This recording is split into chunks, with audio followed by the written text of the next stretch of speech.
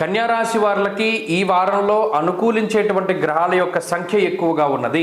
రాశ్యాధిపతి బుధుడు యోగిస్తున్నారు, రవి యోగిస్తున్నారు, కుజుడు యోగిస్తున్నారు. అలాగే ఈ రాశి వారికి రాహు షష్ఠ స్థానమందు యోగిస్తున్నారు. చంద్రబలం ప్రధానంగా కనబడుతూ ఉన్నది.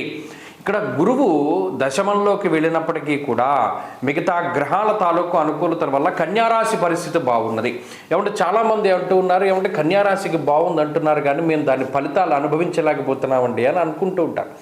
అందుకనే చెప్తూ ఉంటాను, ఇక్కడ జాతకాన్ని మిళితం చేసుకోవాలి. జాతకం బాగా లేకపోతే గోచార ఫలితం రాదు. అందులోనూ సెన్సిటివ్గా ఉంది గ్రహస్థితి ఇప్పుడు కన్యారాశి వాళ్ళకి. ఎందుకంటే సెన్సిటివ్, రాశ్యాధిపతి 2వ స్థానమందు వాక్స్థానము, ముఖస్థానము, కళత్ర స్థానము. అంటే పెళ్లి సంబంధాలు వస్తున్నాయి కుదరవు, ఎక్కడ లోపం ఉంది అర్థం కాదు. మనం మాట్లాడేటువంటిది మనకు బాగానే అనిపిస్తుంది, సందర్భోచితంగానే ఉంటుంది, కానీ ఎదుటివాడు దాన్ని రాంగ్గా అర్థం చేసుకుంటాడు. అలాగే ధైర్యంగా మనం ముందడుగు వేస్తూ ఉంటే చూసిన వాడు ఏరా ఎందుకురా భయపడతావు నువ్వు అని అడుగుతూ ఉంటాడు. ఇదేంటి మనం చేసేవన్నీ మనకు చాలా పాజిటివ్గా ఉన్నాయే, చెప్పేటువంటి వాళ్ళు ఏంటి రివర్స్లో చెప్తున్నారు అన్నది అర్థం కానటువంటి వాతావరణం ఉంటుంది.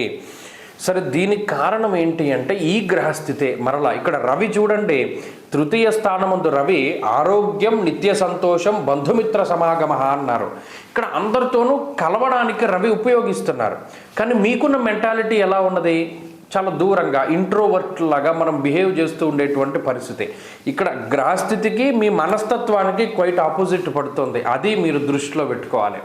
ఇక్కడ ఏ ఎండకు ఆ గొడుగు పడుతూ ఉండండి, మీకు పరిస్థితులన్నీ దారిలోకి వచ్చేస్తాయి. దీన్నే ఈస్థెటిక్ సెన్స్ అంటారు, అంటే సందర్భోచితంగా మాట్లాడుతూ ఉండడం. అలా చేయండి, గ్రహస్థితి ఆటోమేటిక్గా మీ వెనకాలే ఉంటుంది. ఎందుకంటే ఈ గ్రహస్థితి మీకు అదృష్టాన్ని ఇస్తుంది, ఒక రకమైనటువంటి ధైర్యాన్ని ఇస్తుంది. అందుకనే చూడండి, ఎప్పుడూ లేని విధంగా మనం ఏదైనా ట్రెక్కింగ్కి వెళ్దాము, విహారయాత్రకు వెళ్దాము, వాటర్ ఫాల్స్కి వెళ్దాము, మనం ఏదైనా ఎక్కడికైనా టూర్లకు వెళ్దాము, ఈ ఆలోచనలు కన్యారాశి వారికి ఎక్కువగా వస్తాయి. అలాగే డబ్బు, ఆర్థికంగా సంపాదన మెరుగవుతూ ఉంటుంది. సరే, మీకు ఉండేటువంటి ఖర్చులు ఉంటూనే ఉంటాయి కానీ ఆర్థికంగా మాత్రం బలోపేతం అవుతారు.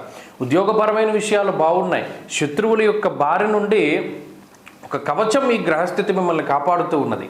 ఇలా ఒక మాయ మిమ్మల్ని కాపాడుతూ ఉంటుంది, కానీ దాన్ని దాటేటువంటి విధానం కూడా మీరే నేర్చుకోవాలి. కాబట్టి చాలా సెన్సిటివ్గా ఉంటుంది గ్రహస్థితి. ముందుకు వెళ్ళండి, విజయం మీ వెనకాలే ఉంటుంది.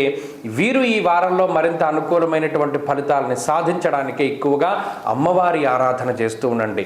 దుర్గా సప్తశ్లోకి అనేటువంటి 7 శ్లోకాలు ఉంటాయి. అవి ప్రతిరోజు చదువుకుంటూ ఉండండి, మంచి ఫలితాలు సంప్రాప్తమవుతాయి.